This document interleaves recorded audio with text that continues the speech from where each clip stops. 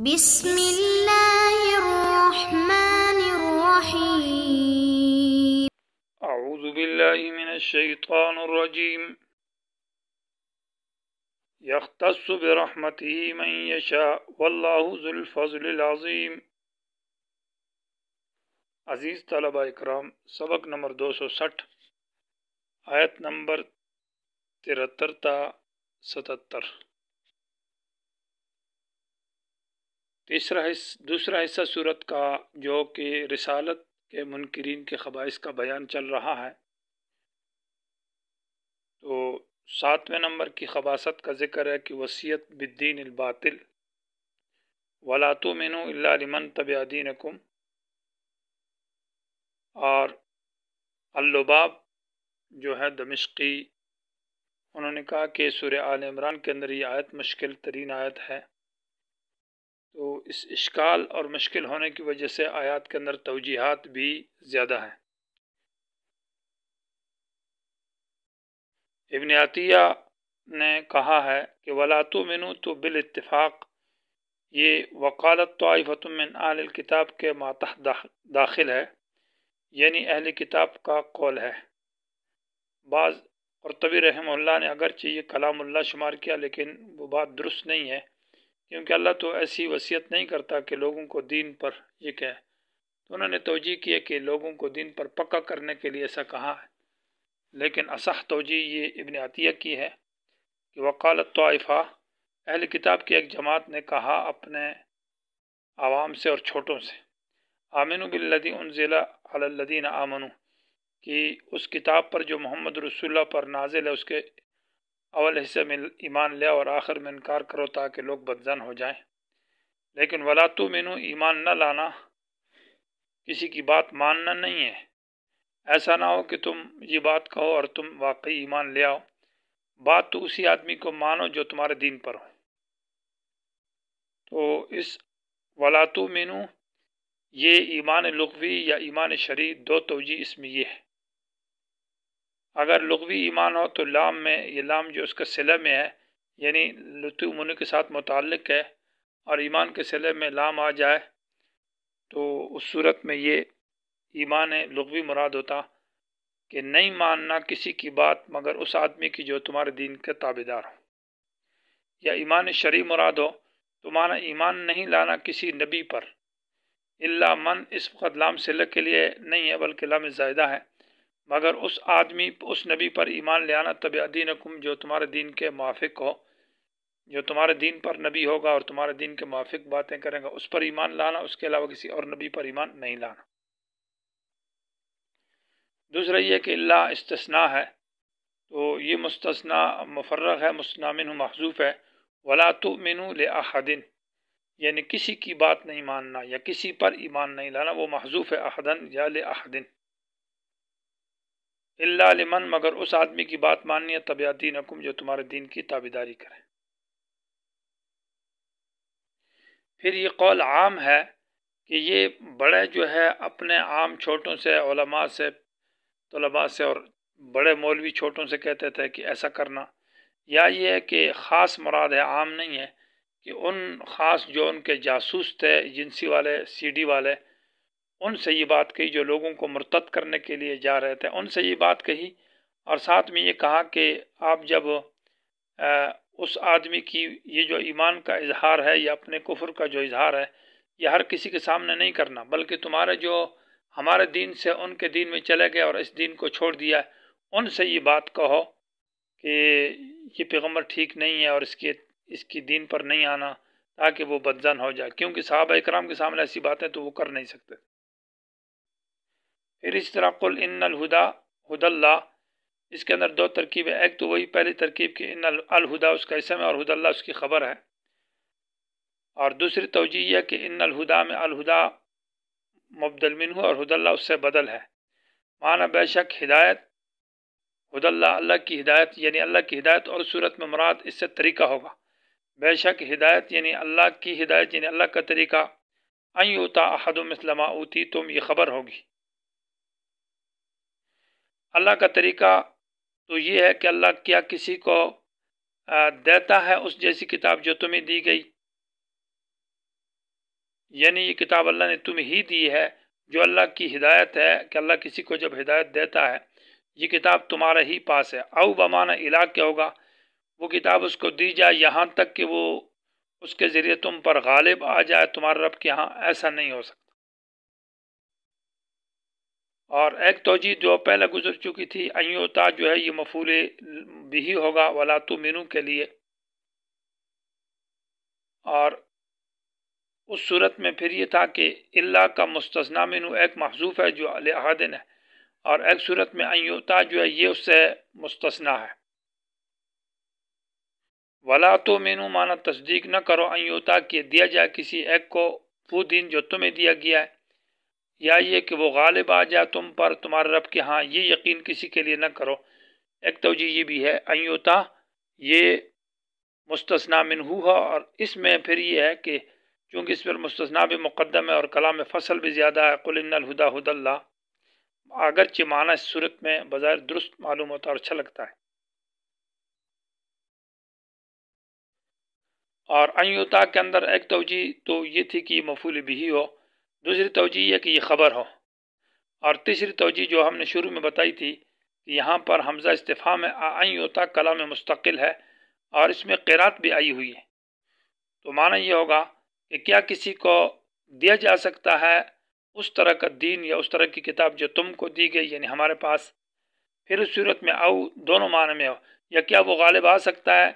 تم پر تمہارے رب کے ہاں، یا یہ کہ تمہیں کتاب دی جائے یہاں تک کہ او بمانا اعلان کے یہاں تک کہ وہ غالب آ جائے تمہارے رب کے ہاں تم پر۔ تو اصل میں یہاں پر باتیں دو ہے، اس لیے ان الہدی ھدی اللہ جملہ معترضہ پہلی بات کے ساتھ لگا تاکہ اس کی تردید ہو جائے۔ پہلی بات یہ ہے کہ دین حق تو کسی اور کے پاس ہے ہی نہیں ہے، دین حق ہمارا ہی پاس ہے، لہٰذا ہمارے دین کی جو تابعداری کرے گا اس کی بات ماننا، اس کے علاوہ کسی کی نہیں ماننا۔ تو اس پر جواب دیا کہ ان الہدی ھدی اللہ، ہدایت اور حق دین تو اللہ کے پاس ہے، ہدایت اللہ ہی دیتا ہے، تو اللہ ہدایت جس کو دے گا تو وہ تو سچی ہوگی، کیونکہ اللہ تعالیٰ نے ہمیں ہدایت دی اور ہمیں پر نبی اور بھیجا اور کتاب بھیجی، تو وہ سچ ہے۔ اگر کسی اور کو اللہ وہی بھیجے اور کتاب بھیجے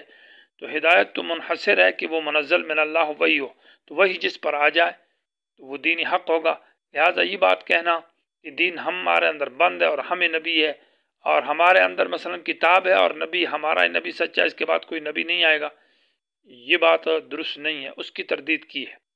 دوسری بات یہ ہے کہ کیا ہماری جیسی کتاب کسی کے پاس آ سکتی ہے یا ہم پر کوئی غالب آ سکتا ہے،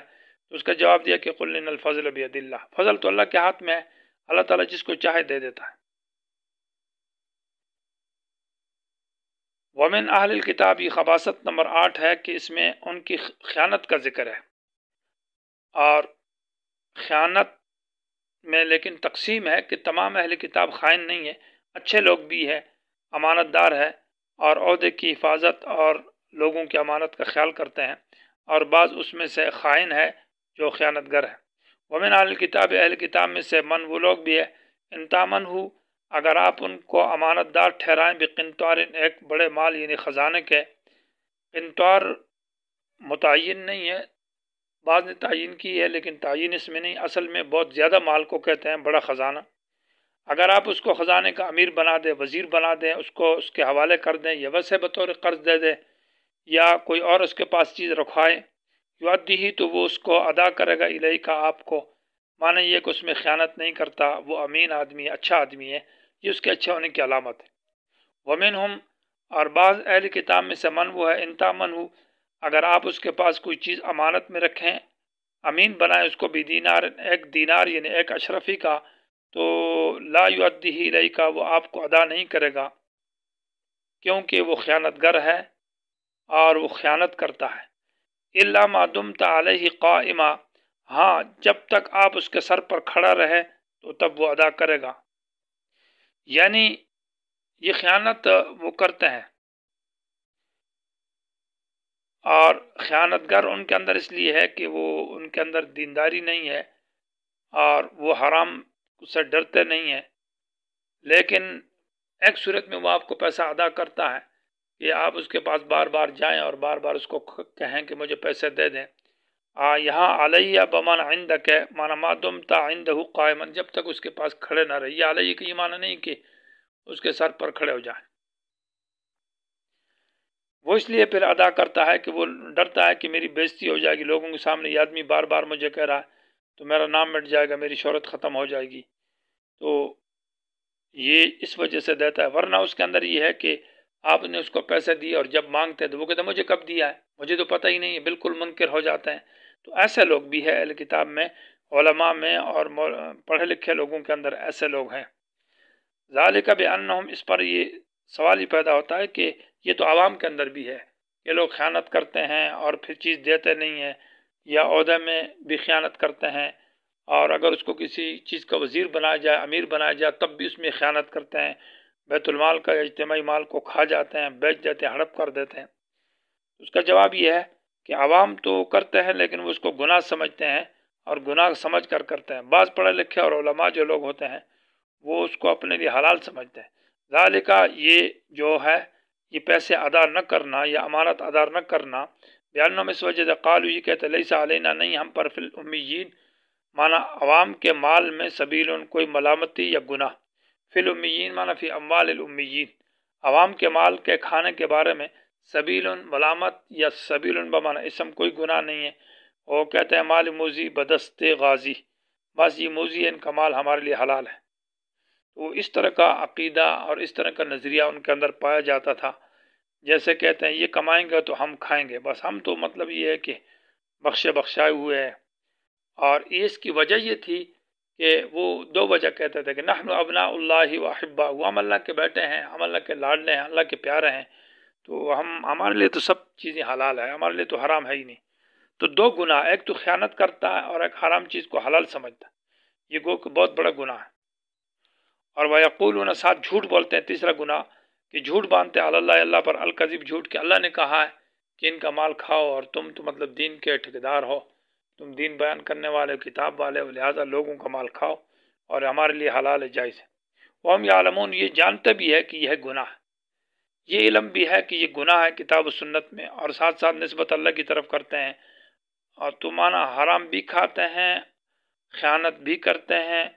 اور اللہ پر جھوٹ بھی بولتے ہیں کہ اللہ کی طرف سے اجازت ہے، اور یہ بھی سمجھتے ہیں کہ یہ گناہ ہے۔ بلا من اوفا سے اس کے مقابل کا ذکر ہے کہ جو خیانت نہیں کرتا اچھا آدمی ہے۔ بلا من، خبردار وہ آدمی، اوفا جو پورا کرتا ہے، بعہدی، اپنے وعدے کو۔ عہدے سے مراد یہ ہے کہ وہ کسی کے ساتھ وعدہ کیا ہے یا اس کی جو ذمہ داری ہے، یا کسی کا قرض ہے تو اس قرض کو اوفا پورا پورا ادا کرتا ہے، کسی کی امانت ہے تو اس کو دے دیتا ہے، عہد سے مراد، اور عہد سے مراد کسی کا قرض ہے تو اس کو دے دیتا ہے۔ عہد کا مراد اس کی ذمہ داری کوئی اس کے حوالے کی گئی ہے، تو وہ نوکر ہے کسی کا یا کوئی ذمہ داری اس کے حوالے کی ہے، تو اس ذمہ داری کو پورا پورا ادا کرتا ہے، اس کو وقت دیتا ہے،